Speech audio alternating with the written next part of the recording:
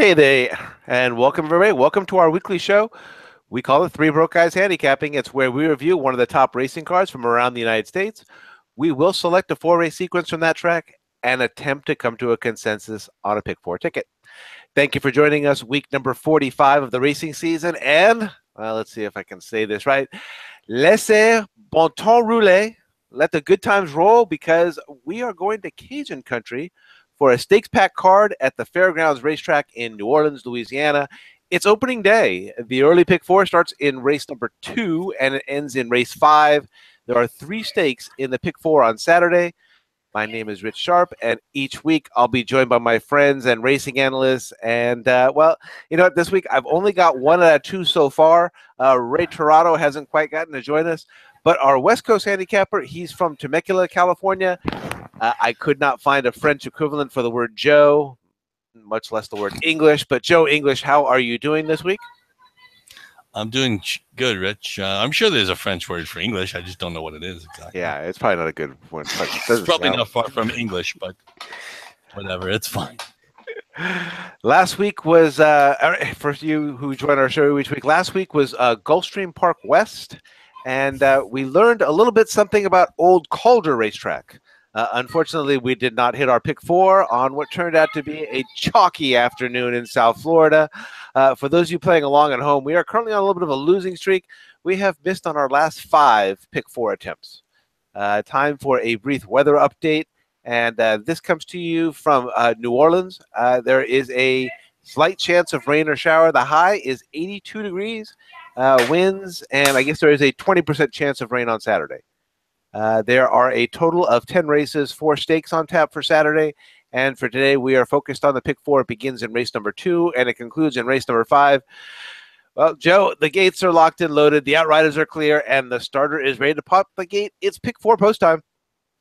Let's go. Let's go. Let's go. All right, race number 2. Remember, we're playing the early pick four tomorrow, so it's race number 2. Approximate post time is 4:34 p.m. Eastern time. They are going 1 mile and 70 yards on the main track. It's a maiden special weight affair. Purse is $41,000. That includes $4,000 from other sources and $4,000 from the Louisiana Bred Supplements. It is for maiden 2 years old, for 2-year-olds only. 10 starters, and your morning line favorite starts from post number 6. Ride a Comet, trained by Mark Casse and ridden by Gabriel Saez, 7-2 on the Fairgrounds morning line. Let's see. In 2009, the Horse Players Association of North America introduced a rating system for 65 thoroughbred racetracks in North America. Of the top 15, New Orleans Fairgrounds ranked number 12. Hey, Joe, where would Fairgrounds rank on your list, and who do you like in the opening leg of the pick four? Well, it's funny because it's one of the places I've been in New Orleans, but I've never. I mean, we went obviously we went in October, so they weren't actually racing, so we never actually got to see the track. I would love to have gone. It's one of my favorite places to bet on because usually they have full fields, lots of they have a lot of overnight stakes, but usually they'll have 10, 12, 14 horse fields, so you can pretty much get a decent price and decent wagering value for your dollar. As far as who I like in this race, I'm with the favorite. And what's funny is I was able to look, and there's some really interesting pedigrees in this first leg of the pick four. There's a couple that there's one that I'm gonna talk about specifically, but there are others in here. Shiitake is a half to Mr. Crow, who's a stakes horse in New York who runs for Todd Pletcher. The 4 Cutter Helm is a half to Capo Bastone, who's also a sprinter who won. I wanted to say it was the what used to be called the King's Bishop and Nellie Allen Jerkins. So he's obviously pretty precocious. So there's a lot of interesting horses in this race as far as pedigree goes. Again, I'm on the favorite, and the favorite is an interesting horse because Appealing Zophie, who's the dam of Ride a Comet, is the dam of a horse that you guys might have heard of before. His name is Taprit, and he obviously was somebody who got better as the races got longer, and obviously winning the 1.5 mile Belmont this summer was amazing. Ride a Comet's coming out of a tough maiden allowance race at Keeneland, and those races are always difficult to win. But the dam of Ride a Comet is appealing Zophie, who is also she's a grade 1 winner. She won the grade 1 spinaway, and she won the grade 3 Silver Bullet Day, oddly enough, at Fairgrounds.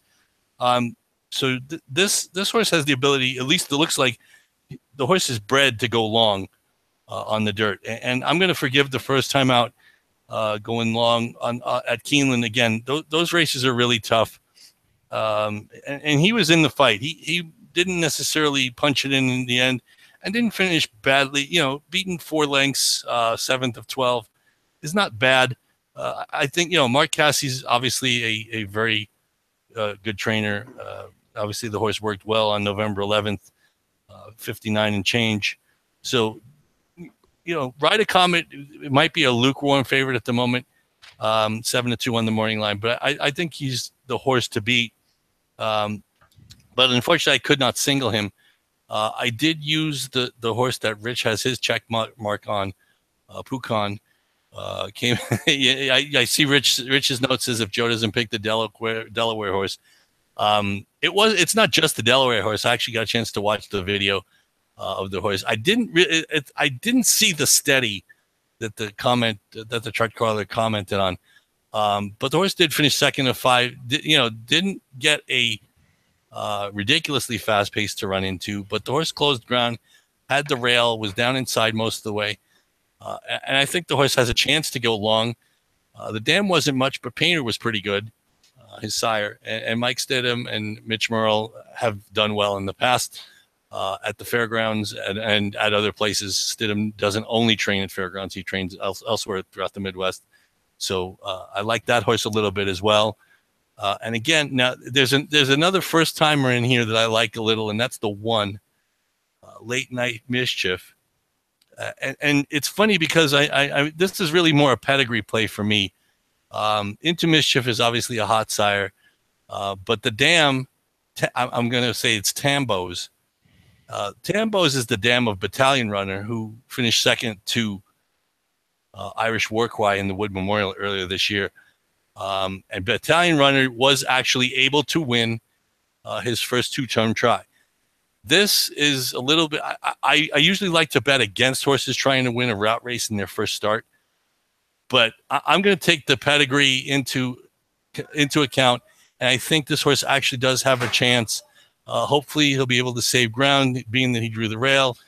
First-time Lasix doesn't necessarily hurt, and I see Rich has circled the dam has 3 winners from 3 starters. Yes, and one of those is Battalion Runner, who again finished 2nd to Irish Warcry in the grade 2 Wood Memorial for Todd Pletcher earlier this summer.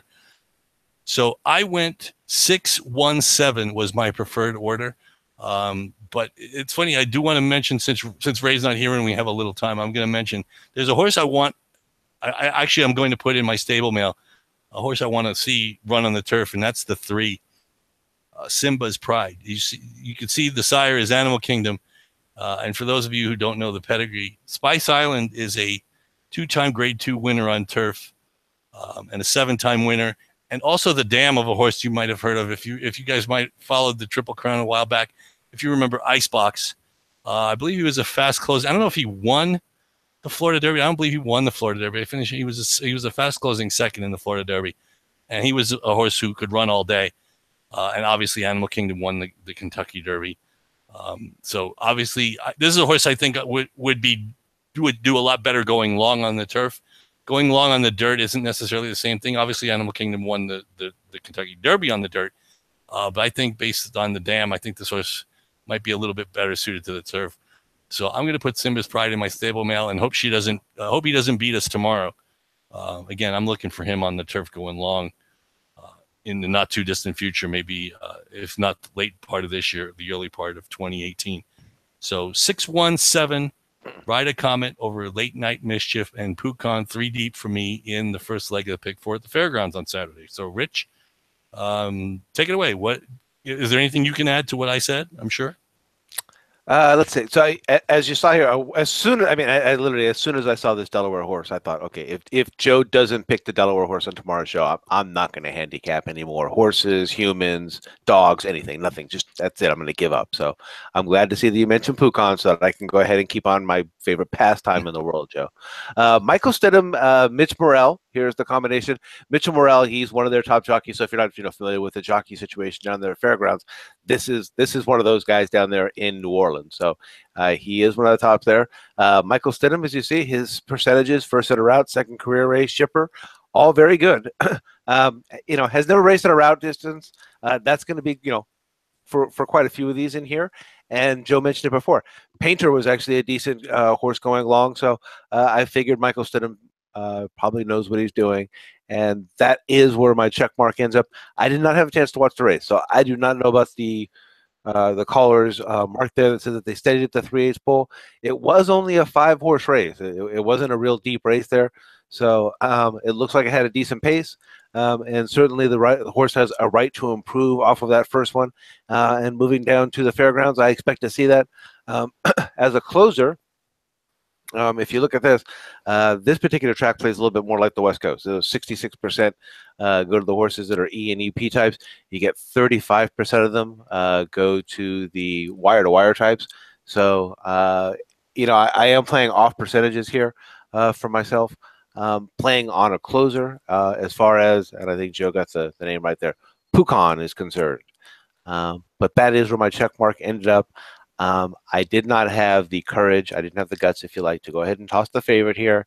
So I did include Ride a Comet, Mark Casse, Gabriel Saez. Joe was talking about pedigrees. I saw Candy Ride in there. And it looked like that was that second race was a decent try. I'm not sure how much improvement the horse has, considering the two speed figures have been right about equal with each other in those two. But they have been at far better competition. And they were both 12-horse races, one at Churchill Downs and one at Keeneland. And now is moving down to the Fairgrounds. So I would expect that we'll see at least some improvement over that. The other one that I have here, and you've seen me talking about this all year long and things like that, Michael Stidham has a pair that's in here. One of them is a first-time starter by Super Saver. And you see here, and Joe was talking about the pedigrees and all like that. That's about as many foals as you'll see that come. I've tried to figure this out lately. Is what's the maximum number of children a female broodmare can have, or on the average a successful broodmare has? This one's had 10, and 7 of those were winners. 70% of these are winners out of Fight to Love. And again, the sire being Super Saver. The horse cost $150,000. I don't know if I want to split Michael Stidham's. So I thought I would include Cutter Helm here.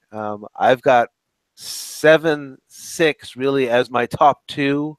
If I was just going to, only use 2, those are my 2. And then I would probably put the 4 right underneath. Joe, I believe, did you go 6, 7? I went 6, 1, 7.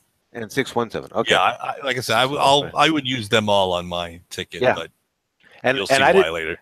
And I also didn't have any arguments with you. As a matter of fact, since I've got a single as well, I'll tell you, I didn't have any arguments with you on Simba's Pride as well. I actually like that horse with Stephen Flint and Florent Giroux. I really thought that was a worthwhile one. Yeah, like I said, I'm thinking I want to see that horse run on the turf going long. Like I said, Spice Island's 2-time Grade 2 winner, so I think that horse may be better on the turf, but hey, it's possible that the horse could run well in the first time out. It's just not something that happens a lot. That happens often, winning going long first time on the dirt. But we'll see. I will tell you that our third handicapper, Mr. Torado, he is on his way. I have received a message from him saying that he's coming, so we will have him here shortly. And I will let you know, since we're going to go ahead, we'll move along to the next race here. But Ray is on his way. In the first race, Ray gave us, and I believe his top 3 picks. He's with Joe, so Ray also liked the 6, and then Ray's got the 8, and then he's with me, and he's got the 7. So Ray went 6, 8, 7. I went 7, 6 with the 4 underneath, and Joe's got 6, 7, 1. And I'm already back.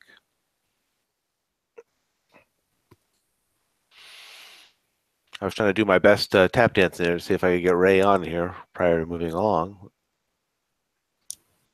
And what the heck? We will go ahead and we will move along to race number 3. In race number 3, they're going 1 mile on the turf. It's the Mr. Sulu. And as Joe mentioned earlier, Overnight stakes, very popular here at the fairgrounds.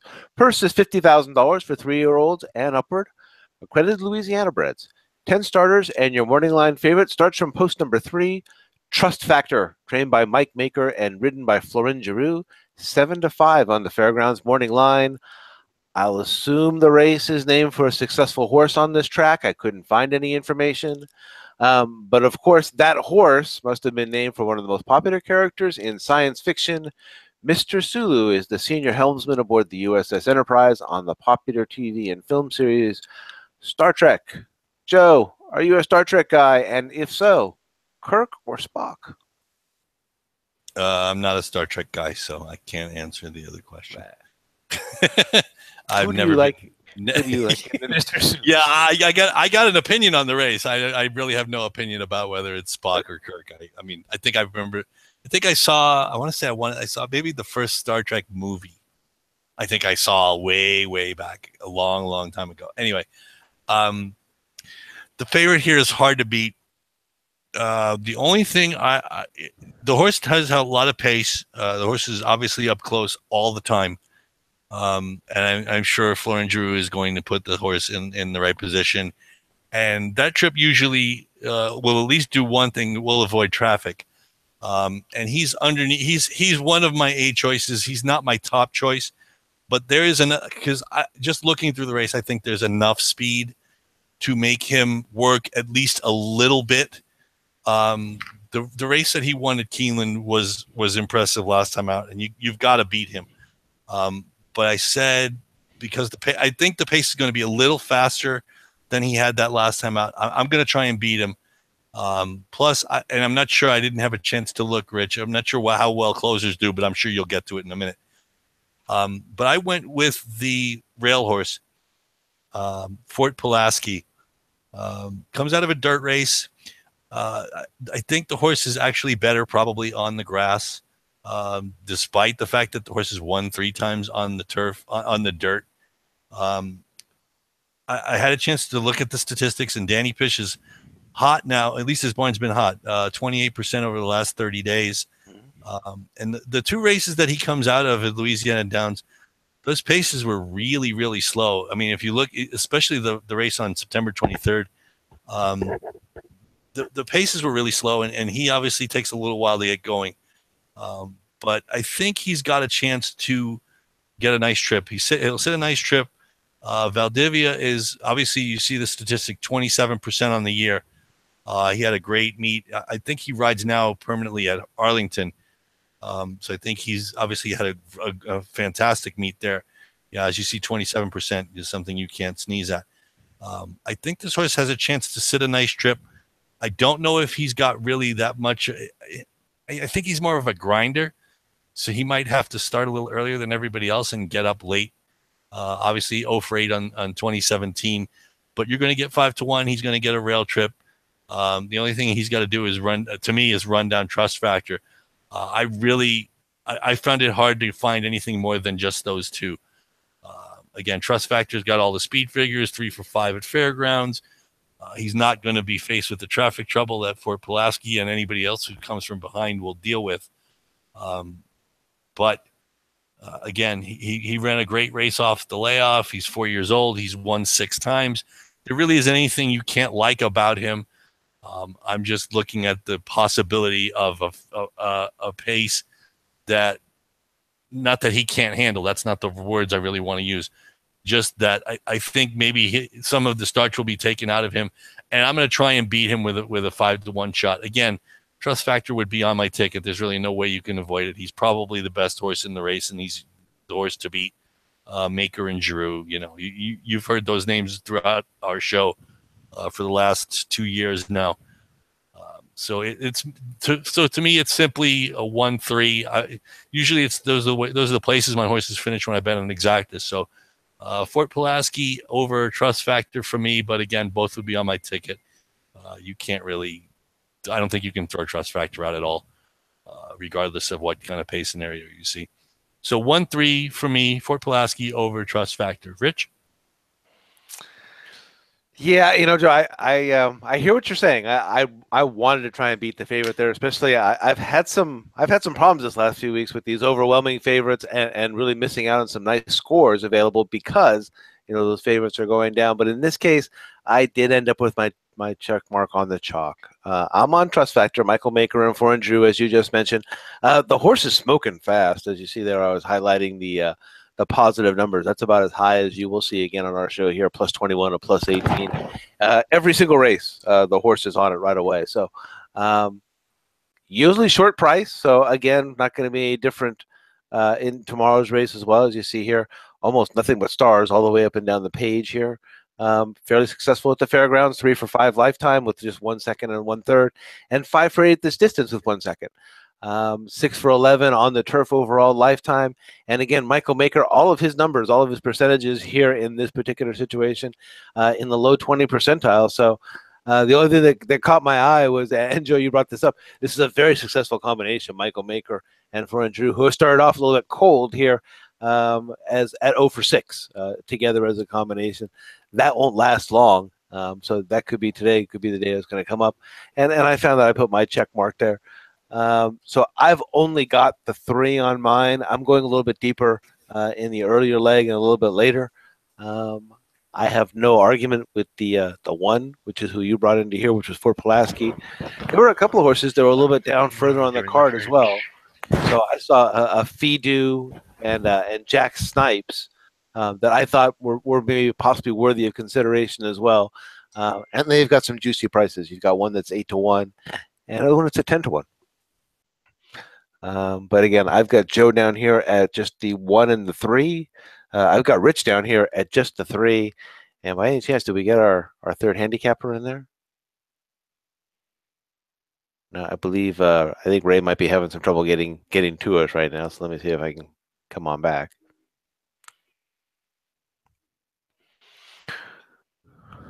All righty.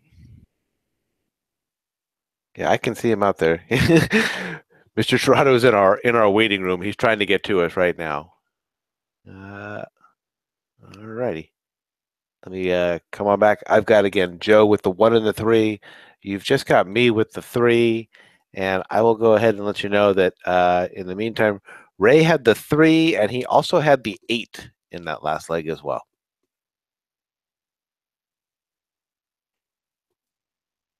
All right. And we are going to move along to race number 4. And race 4, they're going 6 furlongs on the main track. This is the Happy Ticket overnight stakes. Purse is $50,000 for fillies and mares, 3-year-olds and upward, accredited Louisiana breds. 12 starters, and your morning line favorite at 5 to 2 is in post number 2. It's Wheatfield, trained by Danny Pish and ridden by Florent Giroux. Fairgrounds is the 3rd oldest thoroughbred race meet in the United States. It's behind Saratoga and Pimlico. And Joe, I do believe I'm the 3rd oldest on this show behind you and Ray. But you were up first on the Happy Ticket overnight stakes. Who do you like? The 4 is my top selection. Sunny Oak. Had a chance to watch the race he came out of, the Louisiana. It's a filly mare sprint race. And Look Into My Eyes was a short price favorite that day. Look Into My Eyes was 1 to 2. Now Sunny Oak did have the inside trip where Look Into My Eyes was a little bit wide. Didn't necessarily break all that well, but Sunny Oak won by enough to overcome anything. In other words, I think if their trips were reversed, I think Sunny Oak still would have won. She was very impressive that day, and she's gotten a little time off, so she's going to be fresh. She's got some speed, but as you can see, she's third by a length, third by 3/4 or a half, and third by an egg. She doesn't necessarily have to be on the lead. Obviously, again, as we discussed earlier, even on the turf races, it's nice to be on the lead to avoid having to avoid the traffic problems. Edward Johnson, 27% on the year. Obviously, off to I wouldn't say off to a good start, having a very good year, despite only having 111 runners. And again, Miguel Mena has been on the horse before. Won with the horse, actually won this race last year. Ticket with Miguel Mena. beating a horse, Ramona's Wildcat, who was also in this lineup. Um, so obviously she likes the Fairgrounds. 6 of 7 in the money, 6 of 15 lifetime. The horse has been working obviously steadily since. You see a bullet on October 27th. The horse has been, again, steady works for about the last 5 weeks. So I think Sunny Oak is the one they're going to have to beat. Again, she's going to have a tactical advantage pace wise, and she drew an inside post. She's going to have to go from the inside. She's not going to be able to sit back and be third, 2 or 3 lengths back. She's going to have to go, but I think she's good enough to win anyway. Second choice for me is the 9, My Mischief, horse who came out of who actually won 2 races earlier this year, and very impressively at the Fairgrounds as a 3-year-old. And stepped up into the Beaumont and the Miss Preakness. Didn't run bad in the Miss Preakness, finished third. Again, it's a horse that has a little bit of speed, and I think she's going to be able to sit a nice trip. She, just like the horse I mentioned earlier, Sunny Oak, she could probably, she can, it looks like she has enough tactical speed that she could sit off of the pace. Being that she drew outside, it's probably better. So I think she's going to sit off the pace. Mitchell Merle was on board those 2 wins at Fairgrounds last year. Obviously, he's aboard today. Al Stahl, 28%, with even a lot more runners than Edward Johnson. So another trainer who knows what he's doing. The horse obviously has some ability, again, and another horse who's fresh. Mitchell Merrill, again, returns into the saddle. So she's a horse that has to be reckoned with. And my understanding is that she's 5-1 on the morning line. Sunny Oak is 4-1. I couldn't toss the favorite completely. Wheatfield's probably got the most, what's the word? She's the classiest filly in the race. She's been running against grade 2 and grade 3 company earlier in the year. She ran really well in that race at Remington Park last time for Danny Pish, as Rich mentioned. Florian Giroux gets back aboard. He was aboard 2 starts back at Saratoga on the turf. The only problem I have is that A, she's a closer, and B, she's 0 for 10 this year. So I'm not going to necessarily worry about taking or tossing a 5-2 horse. Again, I didn't toss the horse. I think the horse has the ability to win, but she would be my third choice in this race. So I just went 3 deep in here. Sunny Oak, the 4, My Mischief, the 9, and the 5-2 morning line favorite Wheatfield was my third choice, number 2. 492 for me in the Happy Ticket at Fairgrounds, and I'm glad I can say I will toss it to my East Coast counterpart, Mr. Gerardo. Welcome. How are you? And we were just talking about the Happy Ticket, race 4. Oh, man, it's technical difficulties here. Trying to get on here. Now. I don't know. Joining us from Staten Island, New York. This is our good friend Raymond Torrado. And Ray, we're using your French name since we're in the Fairgrounds tonight. So, as Joe lets you know, we're already up to the 4th race. We've filled in the audience on your picks for the first 2 legs. But tell us, who do you like in the Happy Ticket Stakes? I'm with you, Joe. I'll get the same 3 horses. And a little different order. I do like number 9, My Mischief on front, on top. She's 2 for 2 at Fairgrounds versus State Breds. I mean, she tied on for company in Keeneland and Miss Preakness Stakes over there in Pimlico. She broke her maiden first time out, so the layoff shouldn't be a factor. She got speed, that helps in this track as the EPs to win like 66% at the distance. So I do like My Mischief. Excuse me. It's a nice trip on the outside, and she should control the race. I do like the 2, the favorite there, Miss Wheatfield, number 2. She may have been have to work out a trip for post 2. She'll be closing here. She got a couple of good speed horses here, and Florence Drew, Danny Fish, they um, they got some good experience together. They hit 19% together, so you can't discount Whitfield. 4, last year's winner of the Happy Ticket. This horse is Has good stats at Fairgrounds. 7 starts, 3 wins, 2 seconds, 1 third. Has six in the money. She got some speed stalk. My mischief. Be first one, and to battle her, and McGavina's gonna try also. So those would be my 3 horses. The 9 is my mischief. Wheatfield 2 and 4 Sunny Oak. All right, Rich. Take it away. Well, I don't really have anything new to add. You guys can see here. My check mark actually is on the 9. It's my mischief, the Albert Stahl Mitchell Morel horse. I kind of almost went on this one. I saw with some of the other horses that were in this, the 4, and the 2 as well, that they've got some black type with each other. They've all faced each other a little bit before. So I like my mischief as well for the reasons that I've already heard, but as well for the new face, the angle that she hasn't been facing these as well. She did come right out of the gate very well, 2 for 2, both wins at Fairgrounds, and then stepped right up at the Beaumont, which is at Keeneland, and then the Miss Preakness on Preakness Day, or the day before, I guess, Miss Preakness on Miss Preakness Day, in a big race, a 13-horse field. So I did put my check mark there for this horse. Not always big on the off the layoff. This horse has been off for 6 months, and the works, at least they're regular. Looks like there could have been a miswork that's in there somewhere back in the October. Between the October 6th and the October 19th workout. I wasn't sure if maybe there was something that got missed in there. But I still liked my mischief. That was where my top pick went.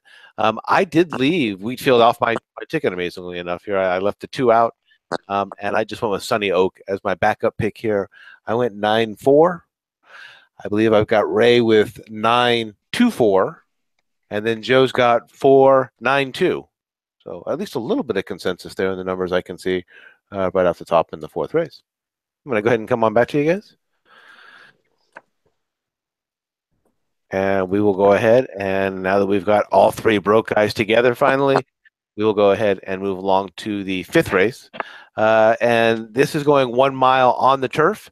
It is and I'm not sure if I'm pronouncing this one correctly or not, it is the SEMA Overnight Stakes.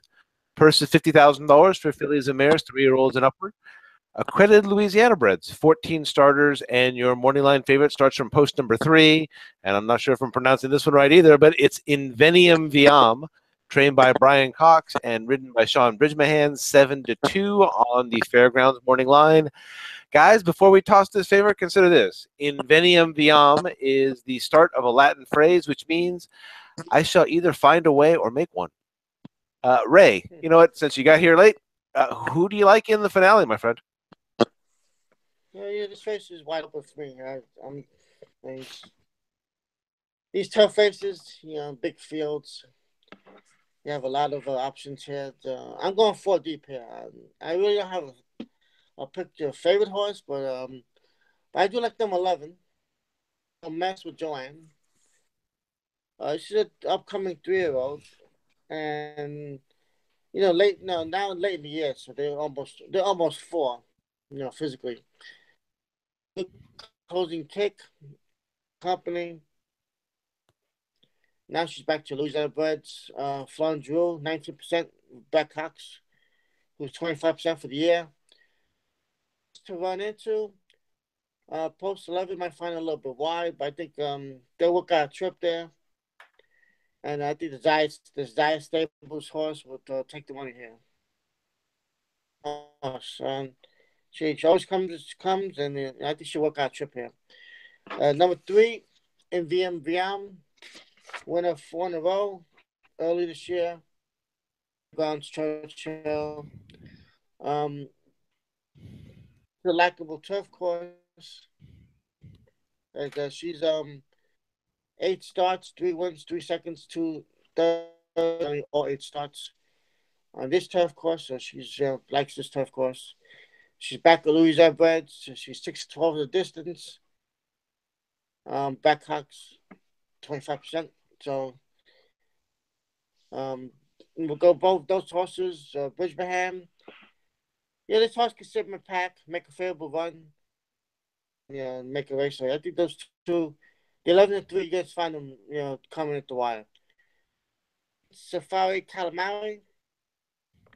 That'd be a good name for appetizer. This horse has a good Fairgrounds record. Also 3 for 5 for a second. Valvita on the turf. And lack of little traffic trouble. But if the good pace develops, some holes open up, this horse can close very strong. Now, go for a little long shot here. Bermuda Star with Diego Cyrus lead. This horse needs to loosen up, get away in the lead, try and, if you can. The trainer, Victor Onyx Soul, might be looking for other reasons to improve this horse. Turf again. Yeah, they try and dirt the turf. So 1-for-1 in the Fairground turf. So the last time it worked. And Diego's 22% for the year, so he's got a good percentage. So it's a good price, 12-1, back on the turf. This is back with the state breds. So it's worth a shot. So I'll go 11-3-7-9, Rich. About this race, the SEMA, we call it the SEMA. Sounds like a got me, man. That does that funds the water or something. No. Joe, you there? Oops. I think I lost it for a minute. I just need to unmute the microphone. Okay, there he is. Yeah, I'm here. I was actually thinking back to Zima, the alcoholic beverage. I think it was an alcoholic beverage from, I don't remember, it was the 2000s or whatever it was. That's what I was thinking. Yeah, see, that's the thing. I don't even remember when it was. Obviously, it didn't last long. But unfortunately, Ray, I like the horse you like on top, but I couldn't go any deeper than that. I think Don't Mess with Joanne for me as a single. She's 9-2 on the morning line, and as you mentioned, she was running against Open Company, and she's dropping in with Louisiana Breds now. And I had a chance to watch that last race at Churchill, and that race that day, that pace was kind of slowish. And I'm not worried about post 11 because basically she as you can see, she drops back to the rear of the field anyway. She's 10th of 11, 12th of 12, and 10th of 12 in her last 3 starts. So the post really has no bearing. Florent Drew is going to probably just try and get her over and save ground. She's going to need some pace to run at, like you mentioned. But here's the other thing: if you look, Brad Cox trains your top 2 choices. Florent Giroux rode them both the last time out, and this is where Florent Giroux ends up, not on your morning line favorite. I'm going to go in that direction pretty much every time. Also, I like in these overnight stakes, I like the up and coming 3-year-olds as opposed to the 4-year-olds. The other horse that Cox trains, I kind of think she's probably gone a little bit over the top, and I don't necessarily like her as much. Obviously I like Don't Mess with Joanne. She came with a furious rally.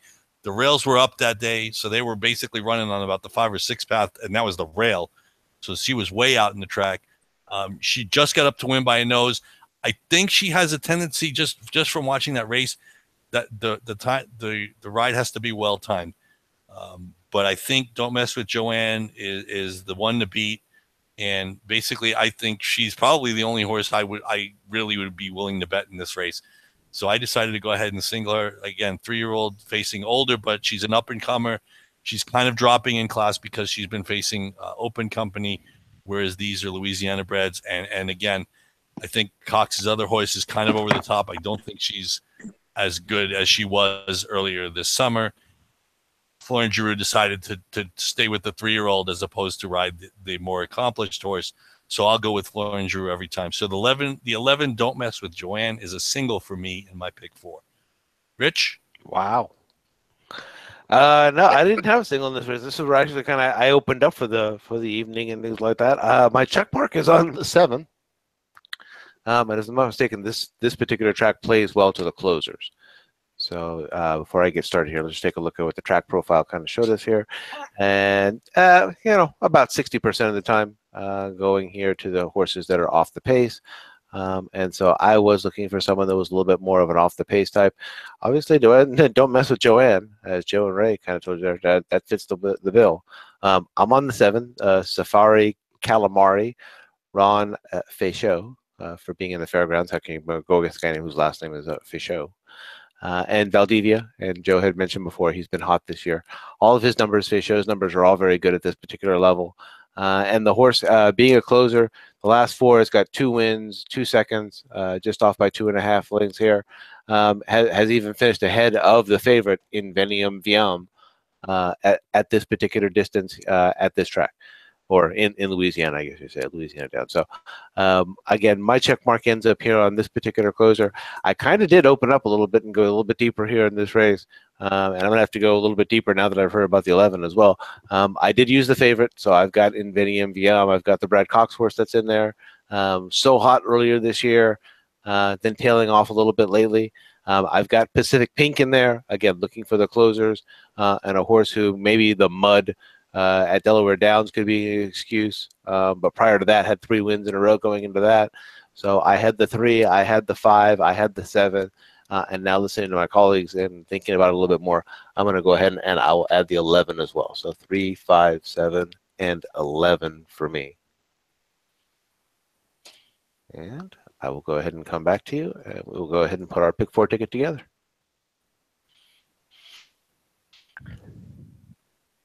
Have we still got Ray in there? I just see his little picture looking back at us, so sometimes I get concerned when I see that. Yeah, I don't hear him. Let me see here. Let me get the 11 in on my ticket. And yeah, I don't hear him, but we can go ahead and get started on our ticket. And let me go ahead and bring up.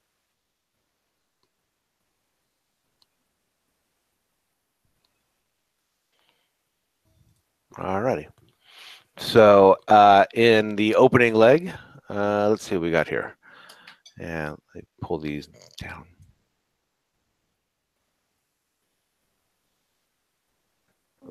Fairgrounds.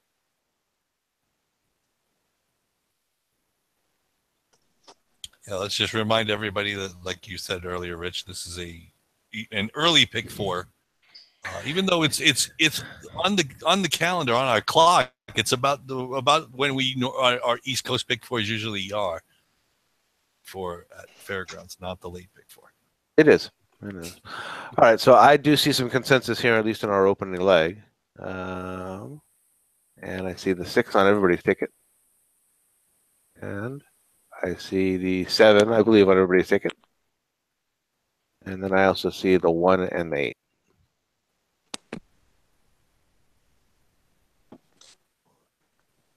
7. I hear voices. I hear them. Yeah, me too. I hear them.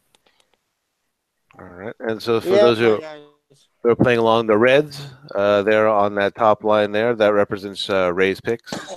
The Blues on the bottom, that's Rich's picks. And in the middle, the black is Joe. At the very, very top at the end, you'll see the greens that come up, and the green represents the consensus of the 3 broke guys, kind of like our handicapping choices there. So let's see here. In leg number 2, I was hoping we'd at least see some consensus on the 3. I do. And then I also see, I think I see the 1 and the 8 as well. 1, 3, 8.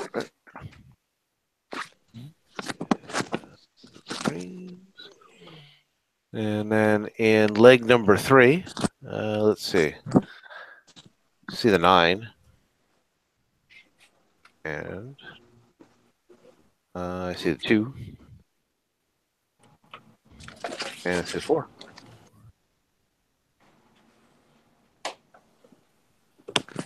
Two, 9, 4.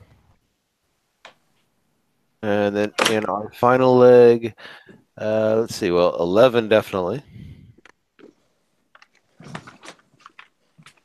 And then I see, let's see, 3.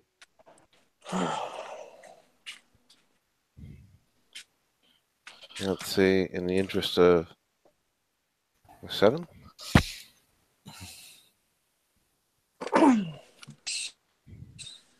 I hear him still. I don't see him. Yeah. Ray, you're out there, right? Yeah, man. Can you hear us? Okay. Yeah. We still don't see your picture. We only see your picture. Then. Yeah. I don't know why. We can hear you though. As long as we can hear you, that's all. That's all that matters. It's just somebody hold me correct here. Is that a $54 pick four if we use the greens? I've got 4 by 3 by 3 by 3. Yes, you're correct. four. So that would be 3 cubed is 27 times 4 is 4, 108. 3, so 3, 7, 4. Yep. yeah, Yep. 1678, 138, 294, and 1137, 3711. Yes, sir. All righty. Yeah, there's pretty much no big favorites here, so it's gonna pay good if we hit it. No. If anybody hits it. Well, that was what we thought. That was what we thought last week as well, and that ended up being almost a chalk fest of the 10-1 shot in the opener. Who Acacia had, by the way. Lyrica. All right, so $54. Joe, you got that? The 1678 with actually, 1 Rich, I'm going to need you to put the bet in tomorrow because okay. I am taking my son camping at about 6 o'clock in the morning, and I'm not sure it's going to be available to me. So I'm just going to ask you to put it in so you can write the numbers down. Yeah, let me get these down here. I am at an active shooter training in San Diego tomorrow, but I can most certainly bet. 2-4 and 11-3-7. You can bet anywhere. I can bet anywhere. As long as you have an internet connection, you can bet. Yeah, and as long as I got a phone. All right. And that's the thing. I'll be in Julian, so I don't even know if I'm going to have internet access. So we'll see. All right. So I am gonna, hey guys, as long as everybody's got that, I will go ahead and come on back to you, and we will wrap this one up.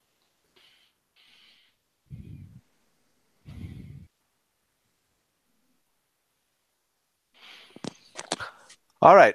For those of you watching, if you enjoyed the show, we will be back next week because that's what the Three Broke Guys do. We're going to get together to take a look at, and Joe and I were discussing this just beforehand, so we think we might try and take a look at 2 exciting cards for next weekend, being the Thanksgiving Day weekend, having an extra day off. Oh, Thanksgiving. Yeah, I believe we are going to try on Friday night, Joe, where you're going to go ahead and queue up Aqueduct for Saturday. And if Ray is agreeable to it, then on Saturday night we'll come back and we will queue up Del Mar for Sunday. And that way you'll get an Aqueduct 3 Broke Guys and a Del Mar 3 Broke Guys for the Thanksgiving Day weekend. Sounds good. All right, gentlemen, that's all the time we have for tonight. It's always a pleasure to handicap with the two of you. It's fun, fun. Sorry, so short. Just technical difficulties. Friday night. Again next week. Now, yeah, next week you got 2 shows and you're going to do them both by yourself. Yeah, there you go. Just to make up for it today. Here. Just kidding. For Joe English and Ray Torado, I'm Rich Sharp. Thank you for watching Three Broke Guys Handicapping. Good luck and good night. Thanks, guys.